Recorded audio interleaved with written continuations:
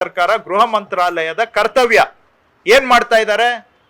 Central government home department ಅವ್ರು ಯಾರಾದ್ರೂ ಈ ತರ ಇದ್ರೆ ಅವ್ರನ್ನ ಬಿಟ್ಟಿರೋದು ಹೇಗೆ? ಬಾರ್ಡರ್ ಸೆಕ್ಯೂರಿಟಿ ಫೋರ್ಸ್ ಯಾರ ಕೆಳಗಡೆ ಇದೆ? ಸೆಂಟ್ರಲ್ ಗೌರ್ಮೆಂಟ್ ಕೆಳಗಡೆ. ಹೊರದೇಶದವರು ನುಸುಳೋದಿಕ್ಕೆ ಯಾವ ತರ ಬಿಡ್ತಾ ಇದ್ದಾರೆ?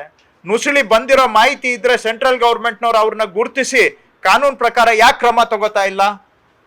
ಇದು ಬರೀ ರಾಜಕೀಯ ಆರೋಪ ಮಾಡೋದಿಕ್ಕೆ ಬರೀ ಅಷ್ಟೇನಾ ಇವ್ರದ್ದು ಕಮಿಟ್ಮೆಂಟು, ಅಥವಾ ಕಾನೂನು ಬಗ್ಗೆ ಏನಾದ್ರೂ ಗೌರವ ಇದೆಯಾ ಅವ್ರಿಗೆ? ಇದು ಬರೀ ರಾಜಕೀಯ ದಾಳ ಅಷ್ಟೇ. ಆ ರೀತಿ ಯಾರಾದ್ರೂ ಇದ್ರೆ central government home department Indian nationals ಅಲ್ಲದೆ ಇರುವಂತವರು ಪ್ರಶ್ನೆ ಬಂದಾಗ ಕೇಂದ್ರ ಗೃಹ ಮಂತ್ರಾಲಯಕ್ಕೂ ಕೂಡ ಜವಾಬ್ದಾರಿ ಇದೆ. ಅಂತವರನ್ನ ಗುರುತಿಸಿ ಅವ್ರ ಬಗ್ಗೆ ಏನ್ ಕಾನೂನು ಕ್ರಮ ತಗೊಳ್ಬೇಕು ತಗೊಳ್ಳಿ, ಅದಕ್ಕೆ ನಮ್ಗೇನ್ ಸಂಬಂಧ? ಮೋಸ್ಟ್ಲಿ ಬಿಜೆಪಿ ರಾಜ್ಯದವ್ರು ಪ್ರೊಟೆಸ್ಟ್ ಮಾಡ್ತಾ ಇರೋದು ಸೆಂಟ್ರಲ್ ಹೋಮ್ ಮಿನಿಸ್ಟರ್ ವಿರುದ್ಧ ಮಾಡ್ತಾ ಇದ್ದಾರೆ. ಇದು ಸೆಂಟ್ರಲ್ ಹೋಮ್ ಮಿನಿಸ್ಟರ್ ಫೇಲ್ಯೂರ್ ಅಂತ ಮಾತಾಡ್ತಾ ಇದ್ದಾರೆ ಅಂತ ಕಾಣುತ್ತೆ. ನೇರವಾಗಂತೂ ಹೇಳಕ್ ಬರೋದಿಲ್ಲ.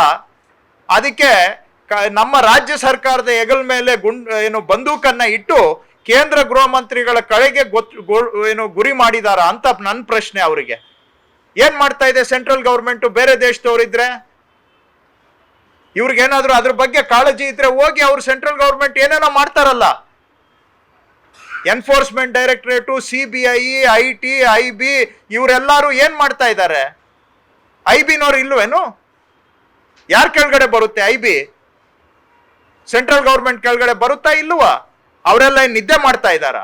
ಯಾರಾದ್ರೂ ಇದ್ರೆ ಹುಡುಕಿ ಅವ್ರ ಕಾನೂನು ಕ್ರಮ ತಗೊಳ್ರಿ. ಇಲ್ಲ ಅಂತ ಹೇಳಿದ್ರೆ ಸೆಂಟ್ರಲ್ ಗೌರ್ಮೆಂಟ್ ನಾಲಾಯಕ ಅನ್ನೋ ಆರೋಪ ರಾಜ್ಯ ಬಿಜೆಪಿ ಅವರೇ ಮಾಡ್ತಾ ಇದ್ದಾರೆ ಅಂತ ಹೇಳ್ಬೇಕಾಗತ್ತೆ. ನೋಡಿ, ಸುಮ್ಮನೆ ಗಾಳಿಯಲ್ಲಿ ಏನ್ ಬೇಕೋ ಮಾತಾಡ್ತಾರೆ. ಗಾಳಿಯ ಮಾತುಗಳು ಬೇರೆ, ವಾಸ್ತವಾಂಶ ನಾವು ನೋಡ್ಬೇಕು. ಅದನ್ನ ಪತ್ತೆ ಮಾಡಬೇಕು ಅಂತ ಹೇಳಿದ್ರೆ ಪೊಲೀಸರು ಮಾಡ್ಬೋದು, ಇಲ್ಲ ಅಂತ ನಾನೇನು ಪೊಲೀಸವ್ರಿಗೆ ನೀವೇನು ಅದನ್ನ ನೋಡಬೇಡಿ ಅಂತ ನಾನು ಹೇಳ್ತಾ ಇಲ್ಲ. ರಾಜ್ಯ ಸರ್ಕಾರದ ಗೃಹ ಇಲಾಖೆ ಪೊಲೀಸ್ನವರು ಕೂಡ ಅದನ್ನ ಪತ್ತೆ ಮಾಡಬೇಕು ಅಂತಾನೆ ನಾನು ಹೇಳ್ತೇನೆ. ಆದರೆ ಸುಮ್ಮನೆ ಗಾಳಿ ಮಾತಲ್ಲಿ ಸೃಷ್ಟಿ ಮಾಡುವಂಥದ್ದು ಇದೆಯಲ್ಲ, ಅದು ಆಗಬಾರ್ದು ಅನ್ನುವಂಥದ್ದು ಅಷ್ಟೇ. ಸತ್ಯದ ಆಧಾರದ ಮೇಲೆ ಏನನ್ನ ಆಗಲಿ, ಅವ್ರಿಗೂ ನಮಗೂ ಏನ್ರಿ ಸಂಬಂಧ? ಅವ್ರು ಯಾರು, ನಾವ್ಯಾರು? ಸದ್ಯ ಈಗ ಮುಖ್ಯಮಂತ್ರಿಗಳು ಹೇಳಿರೋದು ಕೂಡ ಕರ್ನಾಟಕದವರಿಗೆ ಅವರಿಗೆ ಪರ್ಯಾಯ ವ್ಯವಸ್ಥೆಯನ್ನ ಮಾಡಿಕೊಡಿ ಅಂತ ಹೇಳಿದ್ದಾರೆ. ಕರ್ನಾಟಕದ ಯಾವ ಮೂಲೆಯಿಂದಾನೇ ಇರ್ಬೋದು, ಅವರು ಬಡವರೇ, ಮನುಷ್ಯರೇ, ಅವ್ರಿಗೆ ಪರ್ಯಾಯ ವ್ಯವಸ್ಥೆ ಮಾಡಿಕೊಡ್ಬೇಕು ಅಂತ ಹೇಳಿದ್ದಾರೆ. ಅಷ್ಟು.